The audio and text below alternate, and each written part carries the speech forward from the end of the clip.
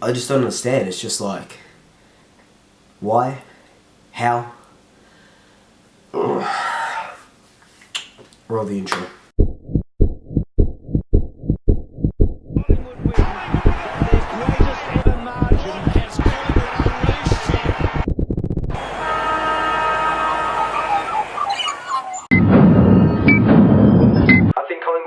Will win by 34 points. Dacos is going to kick 3 goals.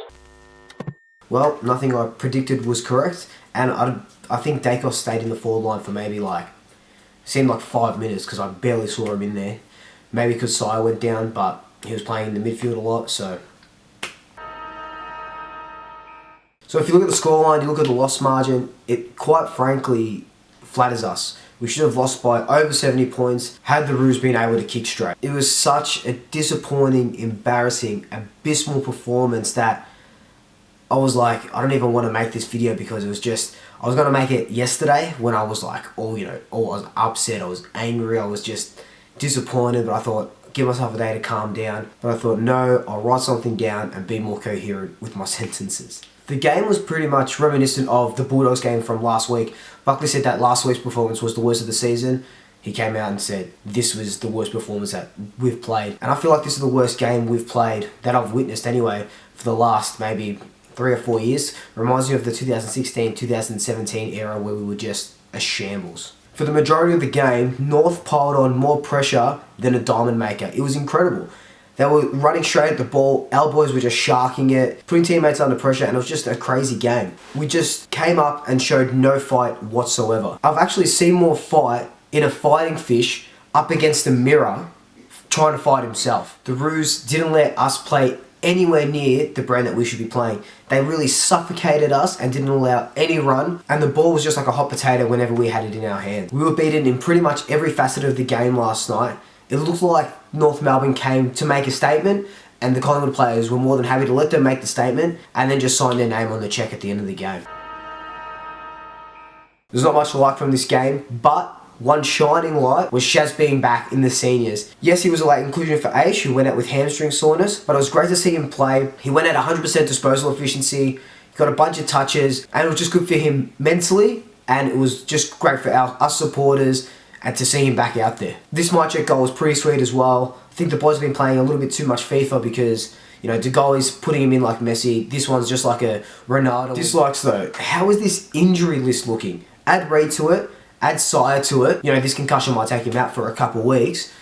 Beams, Adams, Elliott. The list just goes on and on and on. We've got at least half a dozen of our best 22 players not playing. And the club, I feel like, and I guess this happened for most clubs, there's just no transparency, no honesty with who's out and for how long. It's just like, this guy's a test, this guy's a test. Indefinite.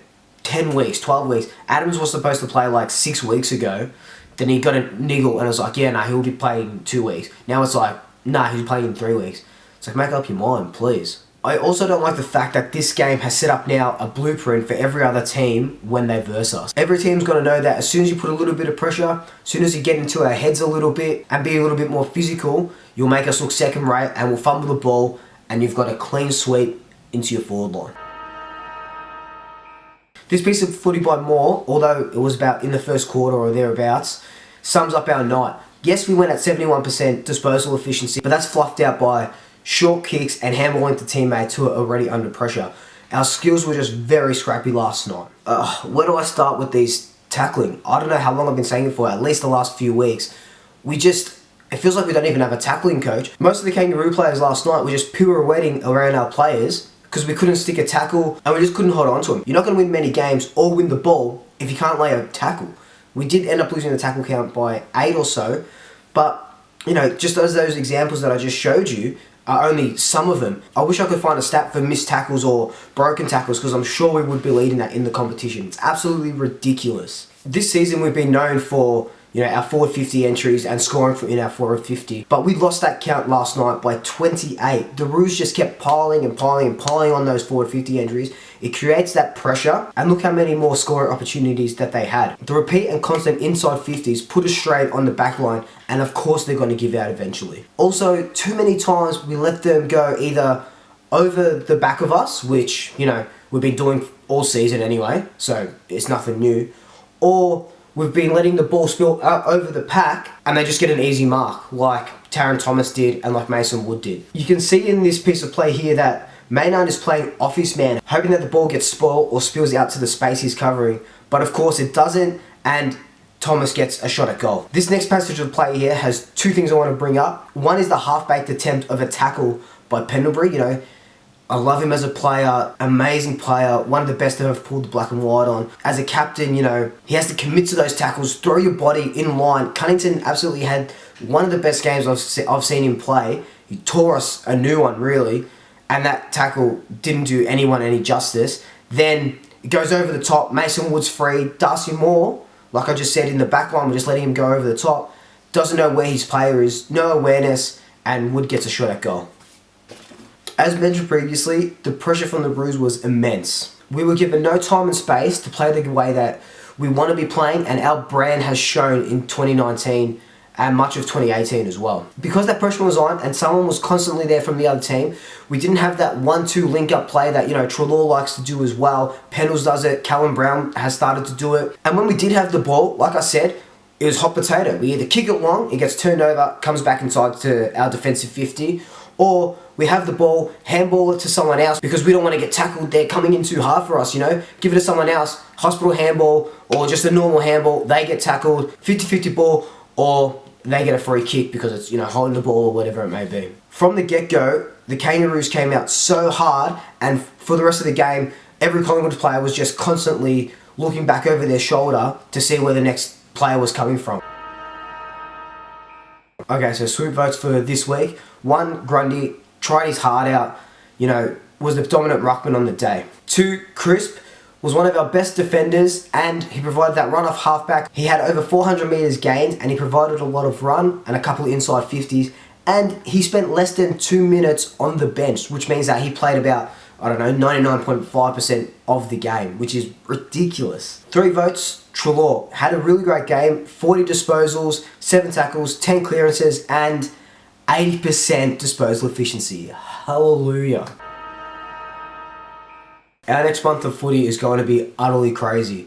We have Hawthorn at the G next week, West Coast in Perth, the Giants in Giantland, and Brisbane back at the G. These next 4 weeks are going to really define our season, and they're going to really see if we finish top 2, top 4, you know, or out of the 6. So with Roo'd a definite out, and, you know, I'm not going to make a call on Sire because concussion, who knows how long you can be out for. You can play the next week. I think they're going to bring Crockett in. I don't really see anyone else from the VFL side stepping up into that position. You know, I'd like to see Elliott and Adams back, but God knows how long they're going to be out for still. Maybe Quaynor comes in and they move Crisp into the midfield, which would be pretty good. Crisp is able to deliver a lot of that grunt that Adams would bring into the midfield. So maybe that is a good move. Roo'd out, Quaynor in, and Crisp into the midfield.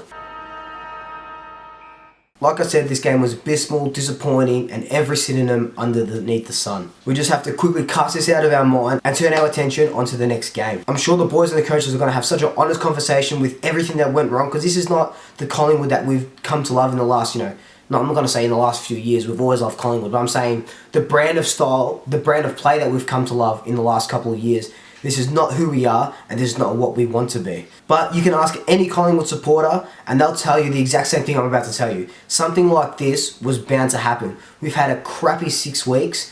We've just been scraping by in wins. We've been really scrappy, really just poor, and okay, maybe we didn't see it coming against North Melbourne, but we knew it was coming. Hopefully this is the kick up the butt that we needed. Anyways, I'm done before I cry again like I did last night. So tell your family, tell your friends, tell your pets, like, comment, subscribe, and until next time, I'll swoop you later. Crisp, oh my god. Oh Jesus, I can't say this word.